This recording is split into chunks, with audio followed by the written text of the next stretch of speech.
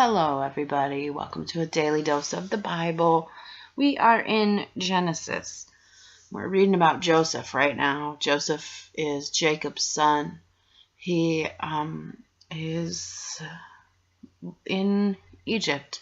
He's been sold into slavery by his mean brothers who were jealous of his coat, his favorite son status. They sold him to some slave traders that happened to be passing by. I think they were actually Ishmaelite traders, which I thought was kind of cool. There's Ishmael's family. But he is in the palace now over all of the grain, helping Egypt survive a horrible famine. And we're in chapter 45, the last chapter. He did that trick again where he put all their money back in their bags, and he also slipped his silver cup in there into Benjamin's bag. So he said whoever stole this bag or stole the soothsaying silver cup is the one who's going to have to stay in prison. And Judah says, no, please, he's Dad's favorite kid. Our other brother, his full brother, went away and torn up by animals. And so chapter 45 starts with Joseph reveals his identity. Joseph could stand it no longer. There were many people in the room, and he said to his attendants, out, all of you. So he was alone with his brothers when he told them who he was. Then he broke down and wept. He wept so loudly the Egyptians could hear him, and word of it carried to Pharaoh's palace. I am Joseph, he said to his brothers.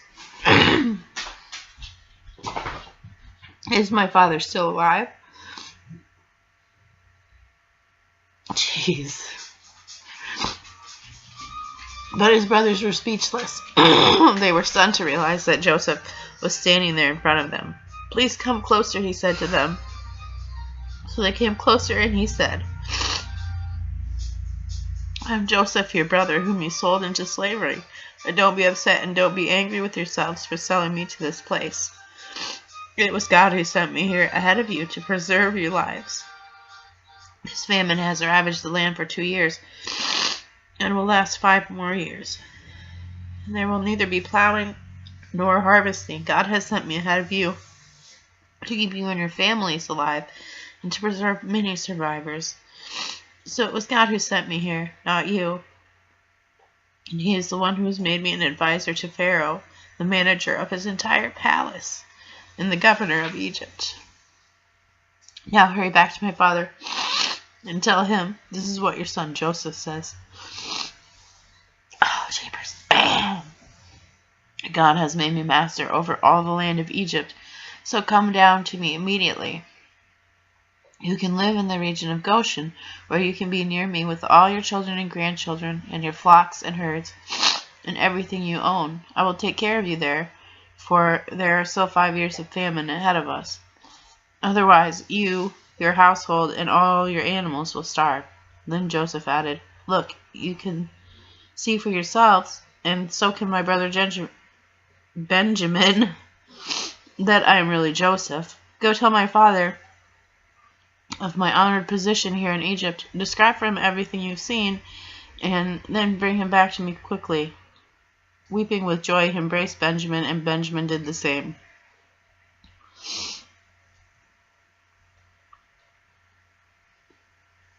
Then Joseph kissed each of his brothers and wept over them. And after that, they began talking freely with him. That is so amazing, the forgiveness in his heart.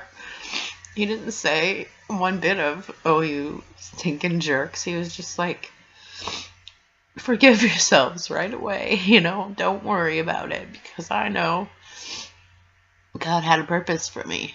God had a place for me here, and it was to save our lives, to save many people.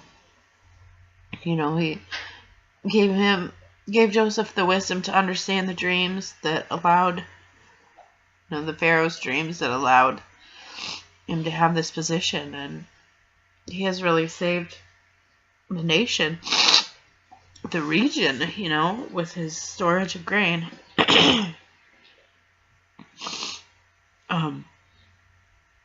So yeah, that's amazing. They're reuniting, and now they can just, speak like brothers again.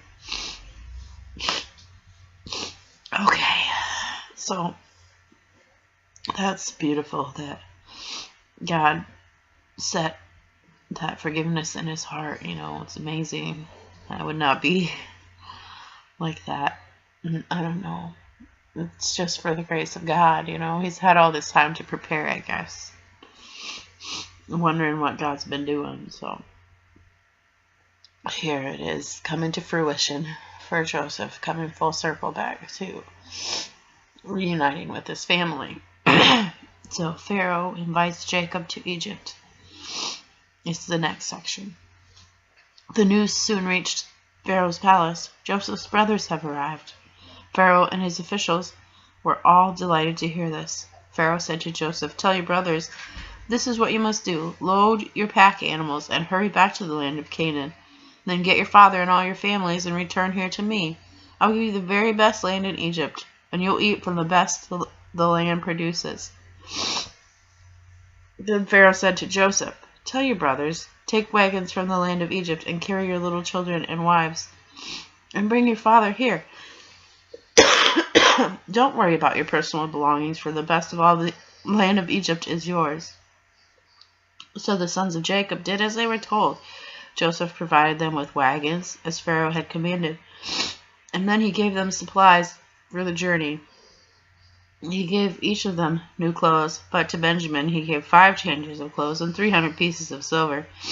He also sent his father 10 male donkeys loaded with the finest products of Egypt, and 10 female donkeys loaded with grain and bread, and other supplies he would need on his journey. So Joseph sent his brothers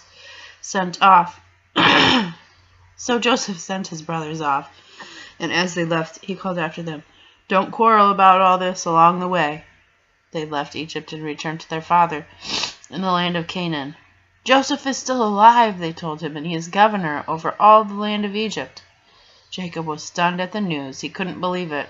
But when they repeated everything Joseph had told them, and when he saw the wagons Joseph had sent to carry him, the father's spirits revived. Then Jacob exclaimed, "It is true. My son Joseph is alive. I must go and see him before I die." So, wow. Yay.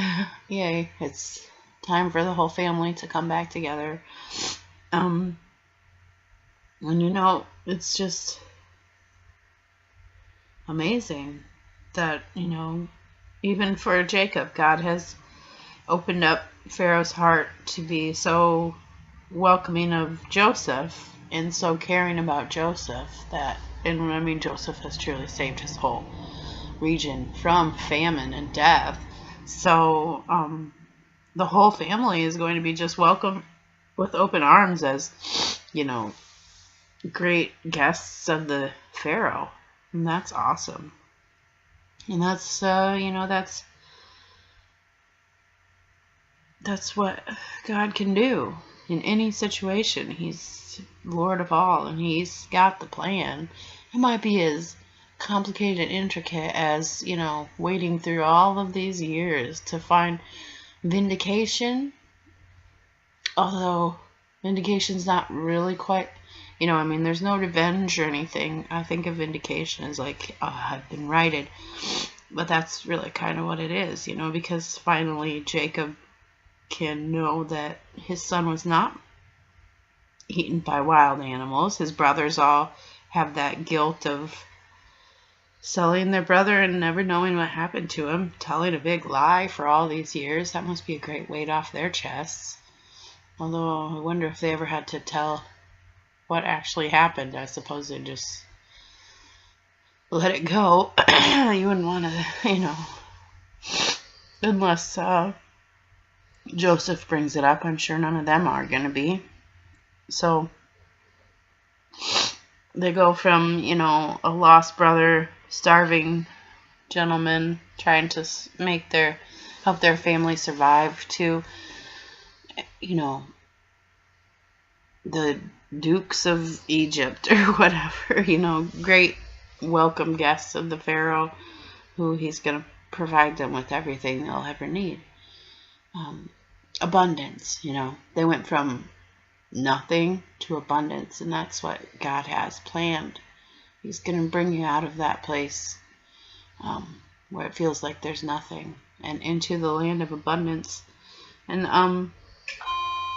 that doesn't mean you'll necessarily have a lot of, you know, stuff.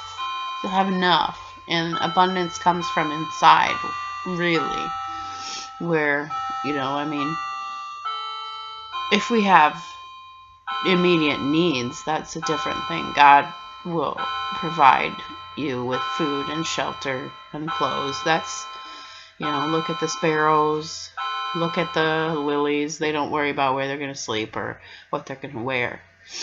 And so much more he'll do for you. But, you know, once you're past those basic survival levels, God can help you heal so many things, so many family problems. Look at this. You know, look at this crazy dysfunctional family that God has finally healed once again. They're going to come back together, and they're going to have a great fellowship, and they're teaching us a great lesson about what God means to do for your life. So just make sure you focus on Him. Try to tell what He wants you to do in each situation. You know, when you have an important decision, don't rush. Don't, you know, take your time to discern God's will, and your life is going to just fall into place in a similar manner to Joseph. But don't forget, there was those crappy things that he had to go through before the whole thing came to fruition.